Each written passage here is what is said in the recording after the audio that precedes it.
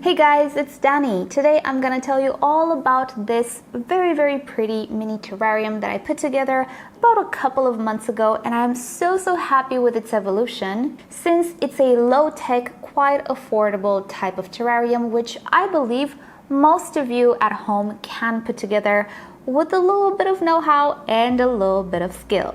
Speaking about skills, this video is sponsored by Skillshare. So I'm gonna start with the beginning, show you the materials that I used, the plants that I believe are suitable for this type of enclosure, and of course we are going to have a little bit of update. You're gonna see how they used to look like just a couple of months ago because there is quite a big difference. And before we start, this particular enclosure you can find on Amazon. I have my Amazon affiliate store down below in the description. If you're interested, check it out. I'm not entirely sure where you could find it locally. I had to order it. So with that said, let's go back just a few months so you see how this took shape. And afterwards, I will come back with a few more thoughts on maintaining such an enclosure. The substrate that I will be using for this mini terrarium is a combination of cocoa peat and bark chips. I'm using the Odla product from IKEA and the Zumed Reptibark, which I've been using for the past few years with great success. I'm mixing about 40% bark and 60% cocoa peat, but I typically don't measure the quantities. If it looks airy enough for me, then it probably is. Then I arrange the substrate directly on the bottom of the terrarium. I'm personally not a big fan of drainage layers or bottom layers or fake bottoms or whatever you might call them. I feel like they do nothing, they just trap water and take up space. So for me, these layers are not necessary. On top, I added a piece of driftwood that I had around. It gives it a little bit more of a natural look. And then here come the plants. First off, the beautiful Macodes petola, which is a jewel orchid. This is a terrestrial orchid, so I don't have to mount it or anything. It can go directly into the substrate.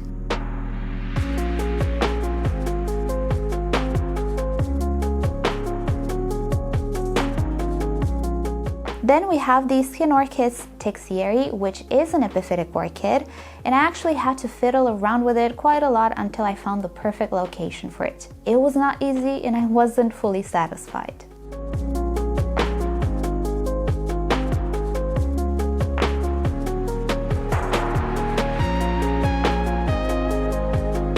Then we have an Aranges fastuosa, which is a miniature orchid, an epiphyte that has a flower spike as well, and currently when I'm recording this voiceover, it is in bloom. On the top of the medium, I added some moss that I found at a flower shop. I'm not entirely sure how it's called. I'm not very good with mosses, but it is really pretty. I'm washing away the dried debris and I'm separating the clumps just to cover more area.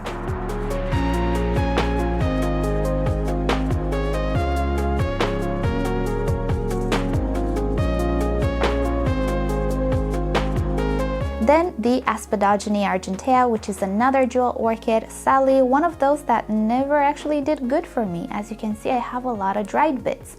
Well, nothing to lose with adding it to this terrarium.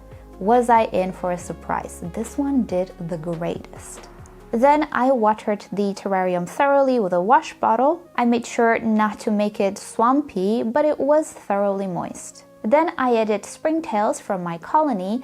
You'll have a video in the description with how I started my colony. They will help out greatly with any mold outbreaks, which will happen in the first stages of any terrarium.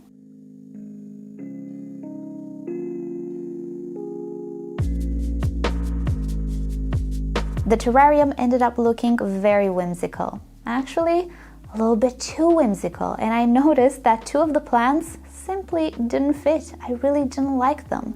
I just couldn't foresee how this terrarium would end up. I guess I just don't have that skill yet. Which brings me to today's sponsor, Skillshare. Most of you probably already know that Skillshare is an online learning community with thousands of creative and inspiring classes for people who love to learn every day, such as me and such as all of you orchid lovers. This is the place where you can explore, expand on, or learn new things like drawing, painting, design, photography, and much more.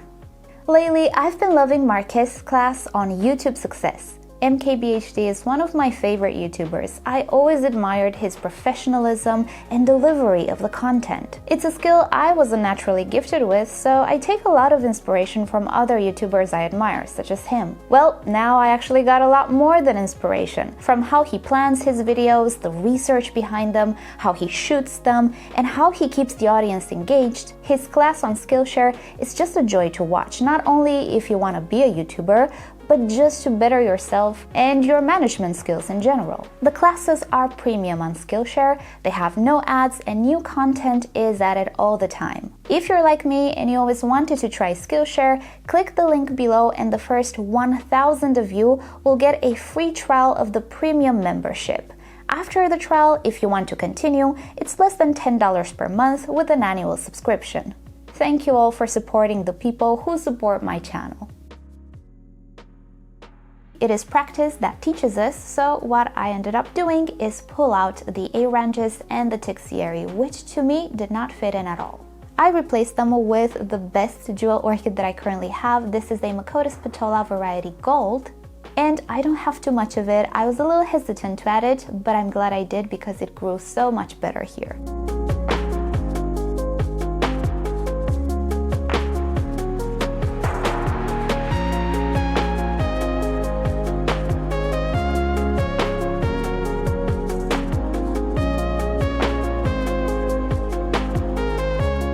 I also added a Lepanthes calodictyon, which loves very high humidity, but it is an epiphyte, so I made sure not to bury it way too much into the medium, although the substrate is really airy as it is.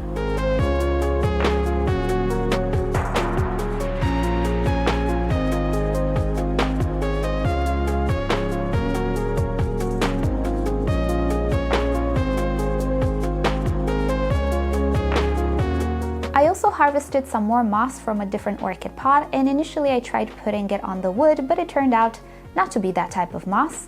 You will see how it ended up, but finally my terrarium looked perfect.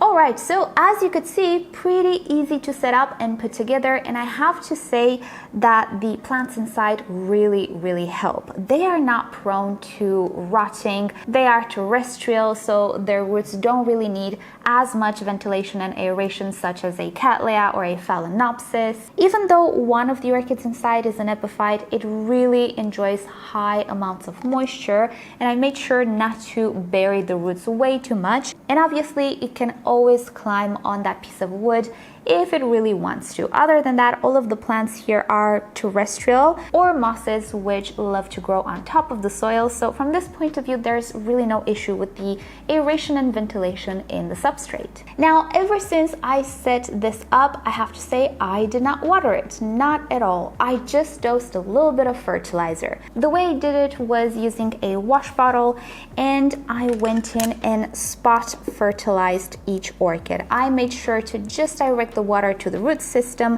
as much as possible, because the moss itself really doesn't need all that much fertilizer, and whatever water seeps out from the orchids will feed the moss as well. So I didn't purposefully fertilize the moss because sometimes it can have some bad reactions. I also used a very low quantity of fertilizer.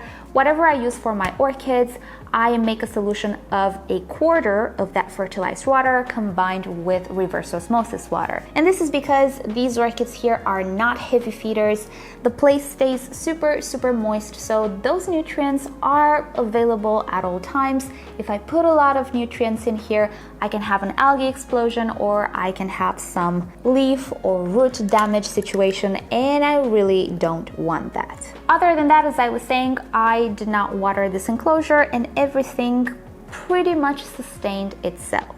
When it comes to ventilation, I obviously did not use any fans or anything of the sorts. You can see by the condensation on the glass, there's nothing here to make sure the glass doesn't fog up. So in the beginning, when there was quite a lot of water in the cloche, some of it evaporated already, I did have a lot of condensation on the glass, but in time even though the substrate is still wet, the condensation kind of subsided and I was able to see inside a lot better. But I would suggest that you open the door of this terrarium from time to time, every few days. Let it be open 10 minutes or so, just to refresh a little bit the air inside. In case you have a buildup of pathogens, you do want to refresh a little bit the air inside. Don't forget it like this because the moss will hate you.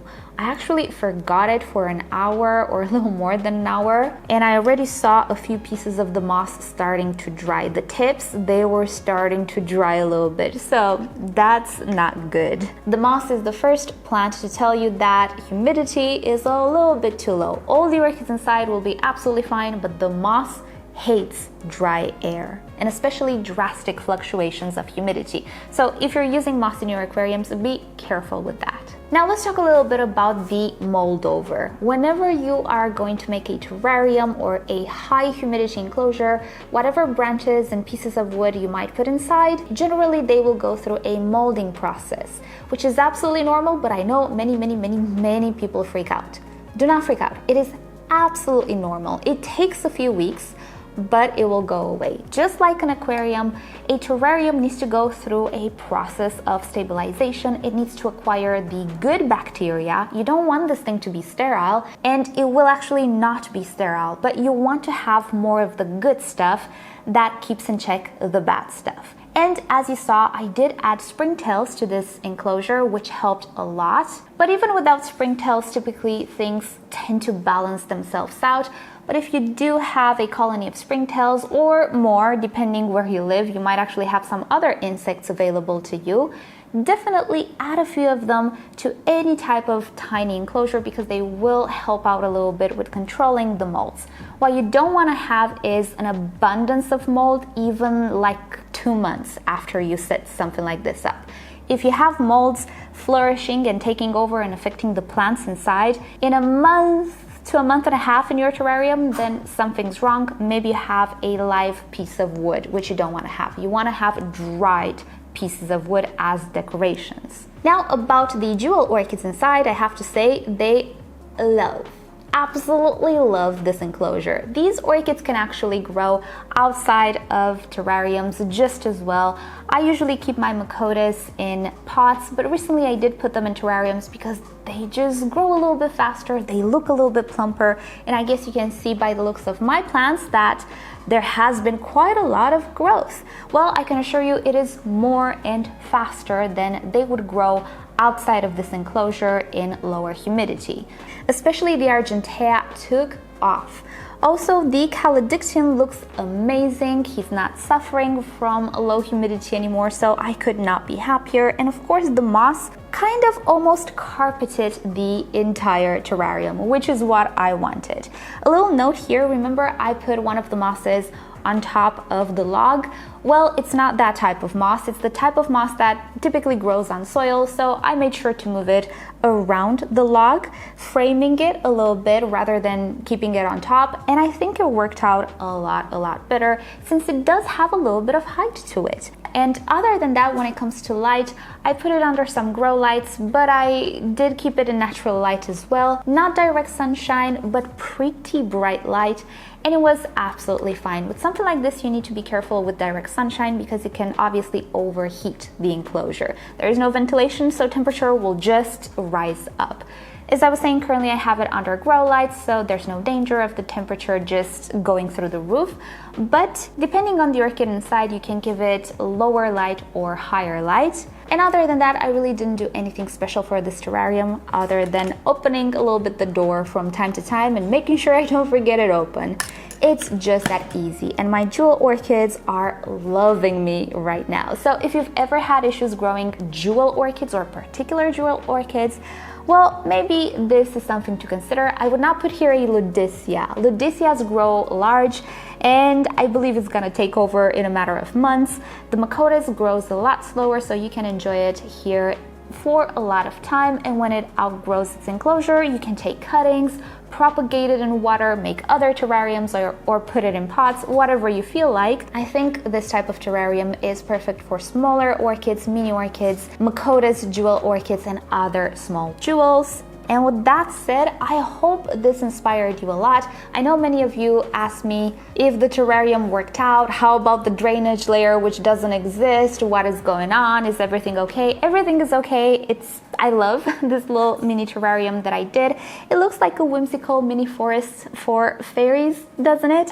And I do intend to keep this set up for these plants and basically propagate them because they will outgrow this container.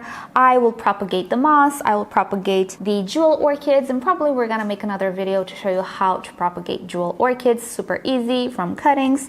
And with that said, thank you so much for watching. I hope you've enjoyed it. I hope it gave you some inspiration. Thank you Skillshare for sponsoring this video, and thank you guys for hanging out with me. I hope you have a great day. Subscribe to my channel for more orchid videos, tutorials, experiments, updates, and other fun orchid subjects. If you wish to support the channel, do consider becoming a member or visit the merch store linked down below in the description. You can also follow me on Instagram and Facebook. It's always nice to stay in touch there as well. And I'll see you next time. Bye!